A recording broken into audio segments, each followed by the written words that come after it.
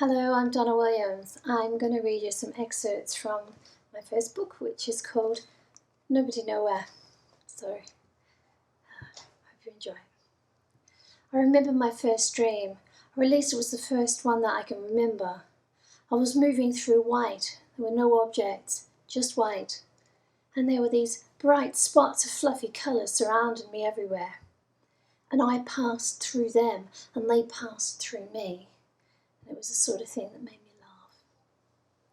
And this dream came before any others with shit or people or monsters in them, and certainly before I never noticed there was a difference between the three. I must have been less than 3 years old, and this dream depicted the nature of my world at that time.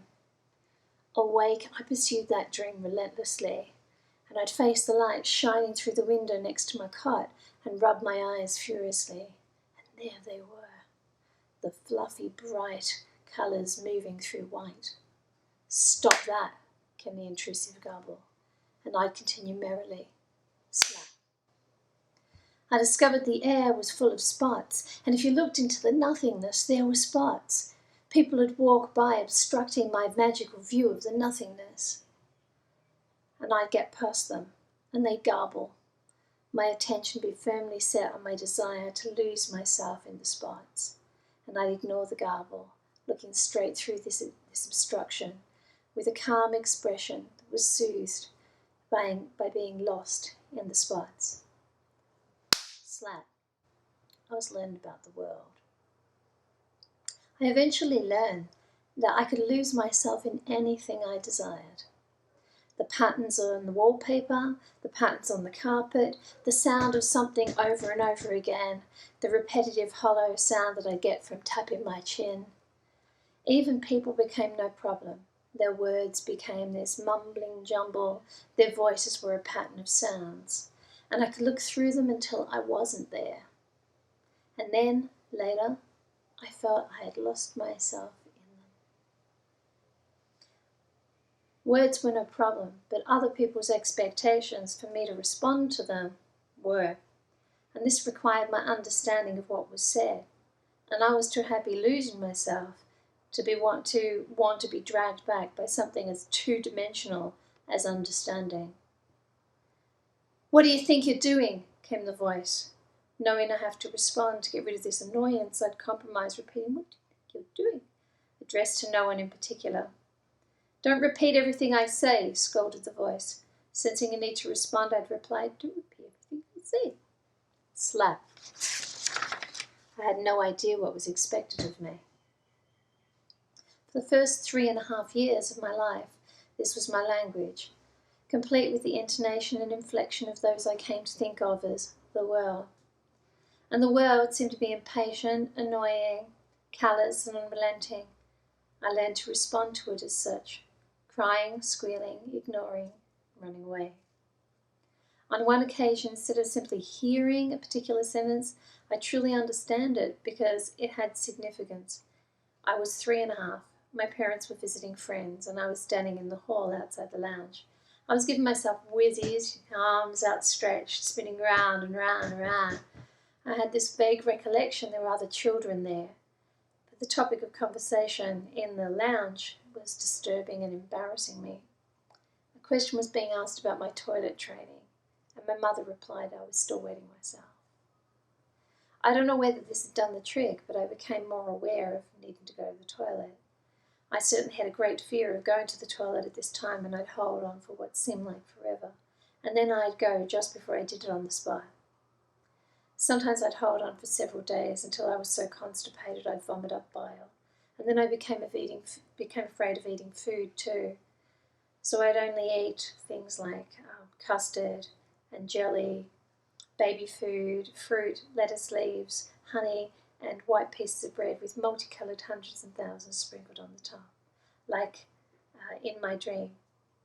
In fact, I ate things that had the look and feel of things that had nice associations for me, and I did this much more than anything else. Rabbits ate lettuce, so I loved rabbits, so I hate lettuce. I loved the see-through coloured glass. Jelly was like that, so I loved jelly.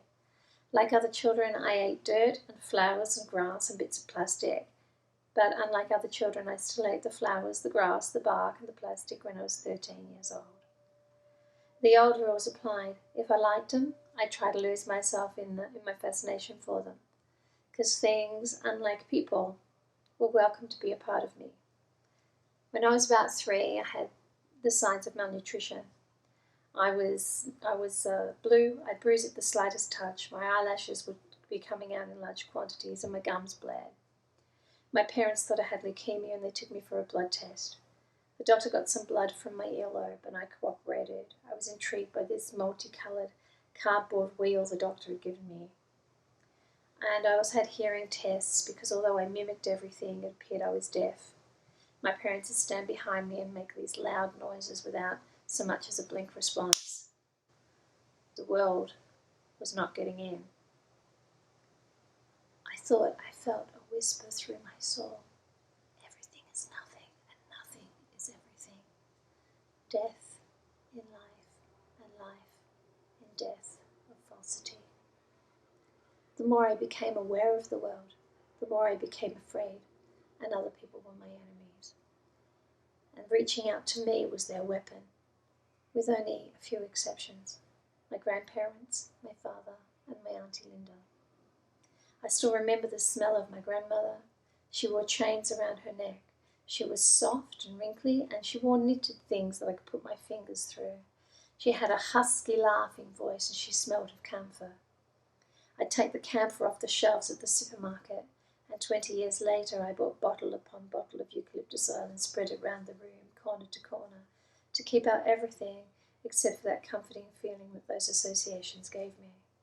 I collected scraps of wool and little crochet bits, and I'd put my fingers through them so that I could fall asleep securely. For me, the people I liked were their things. And those things, or things like them, were my protection from the things that I didn't like, other people. The habits I adopted of keeping and manipulating these symbols were my equivalent of magic spells cast against the nasties who'd invade me if I lost them or had them taken away. They were not caused by insanity or hallucination, but simply through the harmless imagination made potent by my overwhelming fear of vulnerability. My grandfather fed me sultanas and biscuits, piece by piece. He made up special names for everything. He sure knew his audience. He understood my world and was able to make me fascinated with his. He had these little liquid mercury balls that he'd splatter into tiny balls and make them chase each other. He had 2 minute magnetised Scotty dogs which he'd make chase each other. And this sort of chasing was safe. Communication via objects was safe. Special names for everything so that it was our little world, that was safe. And every morning whilst it was still semi-dark, I'd go out into the shed in which he lived. And one day I went out there and he didn't notice me. His face was purple and blotchy, and he was laying on his side. Pop never woke up again, and I never forgave him for doing this until I was 21. And then it suddenly dawned on me that people don't intentionally mean to die. And then I cried, and I cried, and I cried some more. It had taken me 16 years.